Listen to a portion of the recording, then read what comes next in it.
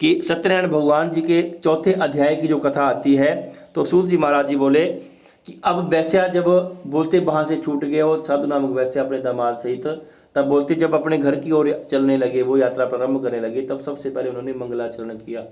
मंगलाचरण का मतलब भगवान को याद करना किसी भी काम से पहले। हमारी आदत होती है कि हम कोई भी काम करते हैं, जिस भी आप देवी देवता को मानते हो उनका नाम पहले आता है, ओम नमः शिवाय, शंकर भगवान जी की जय बोलते, उसको बोलते हैं मंगलाचरण। और इष्ट देव हमारे कौन होते हैं? जो हमारे मन से आवाज़ आती है। अहीं राधा रानी मनते हैं, साढ़े इष्ट देव वही है। अहीं ठाकुर जी ने मनते हैं, साढ़े इष्ट देव वही है। बोलते मंगलाचरण का मतलब है कि आप कोई भी काम करो सबसे पहले उनका नाम लो। बोलते जब हम उनका ध्यान आवाहन करते हैं, नाम लेते हैं, उस काम के बीच में कभी कोई रुकावट आती ही नहीं है। बोलते अब वहाँ उन्होंने यात्रा आरंभ कर दी मंगलाचरण करने के बाद। अब थोड़ी देर बाद क्या हुआ कि सत्यनारायण भगवान वहाँ आए, एक दंडीधारी हाथ में डंडा लेते हुए वहाँ प्रकट हो गए। बोला महाराज आपकी नाव के बीच में क्या है? बोलते जी मेरे नाव के बीच में तो घास पत्ते ही हैं। बोलते तथास्तु, मतलब जैसा आपने कहा वैसा ही हो जाए। हम लोग की कहने कई बार झूठ। अब बोलते साधु नामक वैसे अपना लग गया पूजा पाठ करने।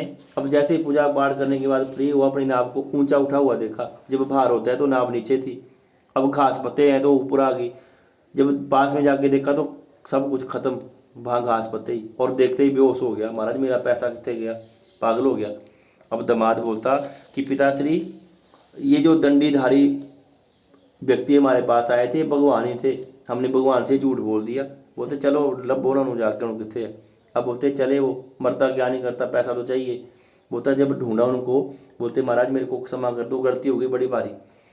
बोलते महाराज झूठ बोला क्यों? कहता महाराज धरती लोग के प्राणी झूठ नहीं बोला और की करना। अब बोलते कि महाराज मैंने अपराध किया है, उसके लिए क्षमा कर दो, दंडवत प्रणाम कर दिया। दंडवत मतलब सीधा होके लेट के भगवान प्रसन्न हुए। बोलते जाओ आपकी मनोकामना पूर्ण हो। जब वापिस आए तो नाव पहले की तरह धन से परिपूर्ण। और बोलते अपने घर की ओर चलने लगे। अब जब घर के समीप पहुंच गए वो, तो बोलते अपने एक दूत को भेज दिए घर में जाके, मैसेज भेजो जी पत्नी को, तैयारी करो, पति आ रहे हैं, दामाद आ रहे हैं, आरती की तैयारी करो। अब जब वो घर पहुंचा दूत, तो वहां क्या हुआ, वो साधु नामक वैश्य की पत्नी और पुत्री कथा कर रही थी भगवान की, जैसी आप कर रहे हो। अब पत्नी जो थी वो समझदार थी, उसने क्या किया, जल्दी से भगवान का पूजन किया, भगवान को नैवेद्य अर्पित किया, अपने आप प्रसाद ग्रहण करके पति के दर्शनों के लिए चली गई। लेकिन बेटी थी छोटी, उसने क्या किया, भगवान के भोजन को बीच में ही छोड़ दिया।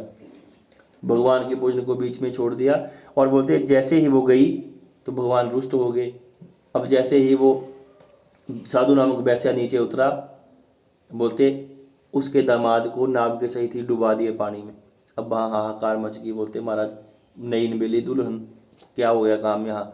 अब साधु नामक वैश्या फिर क्षमा मांगने लगा। बोलते महाराज मेरे को क्षमा कर दो, अगर गलती हुई है। तो वहाँ आकाशवाणी हुई कि हे साधु, आपकी पुत्री ने मेरे प्रसाद की अवहेलना की है। अगर बोलते ये घर में जाके उस कथा श्रवण करे, पूर्ण करे और भगवान को नैवेद्य अर्पित करके उस भोग को प्रसाद रूप में ग्रहण करे, तब बोलते इसकी सारी मनोकामनाएं पूर्ण होंगी। अब वो बेटी आई, घर में भगवान जी का पूजन किया, भगवान जी को नैवेद्य अर्पित करने के बाद बोलते जब वापिस आई तो अपने पति को सकुशल वहाँ प्राप्त किया। और वहीं बोलते उसी स्थान के ऊपर उन्होंने भगवान जी का पूजन किया और अपने घर में आ गए।